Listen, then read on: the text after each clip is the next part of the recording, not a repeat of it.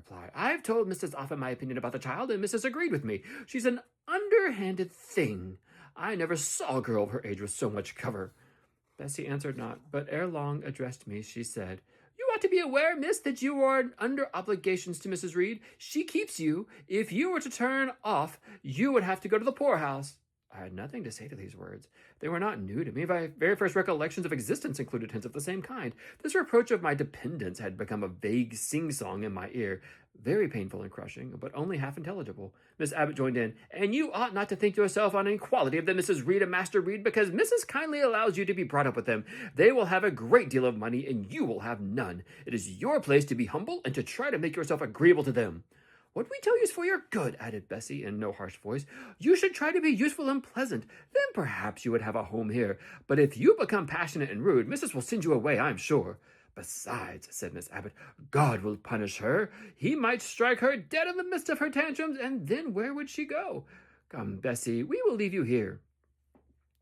I wouldn't have her heart for anything. Say your prayers, Miss Eyre, when you are by yourself, for if you don't repent, something bad might be permitted to come down the chimney and fetch you away."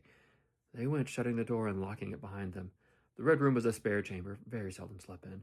I might say never, indeed, unless when a chance influx of visitors at Gateshead Hall rendered it necessary to turn to account all the accommodations it contained. Yet it was one of the largest and stateliest chambers in the mansion.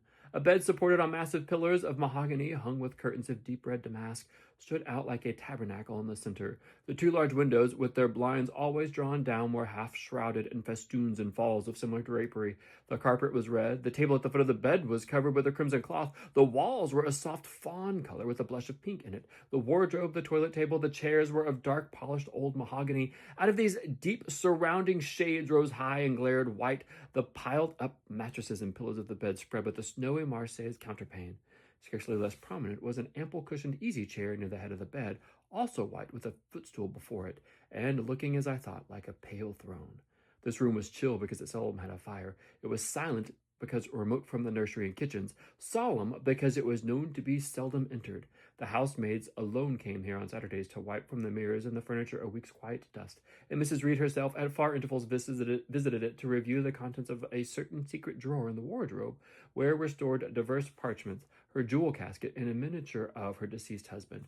And in those last words lies the secret of the bedroom, the spell which kept it so lonely in spite of its grandeur. Mr. Reed had been dead 9 years. It was in this chamber he breathed his last. Here he lay in state, hence his coffin was borne by the undertaker's men, and since that day a sense of dreary consecration had guarded it from frequent intrusion. My seat, to which Bessie was the bitter Miss Abbott had left me riveted, was a low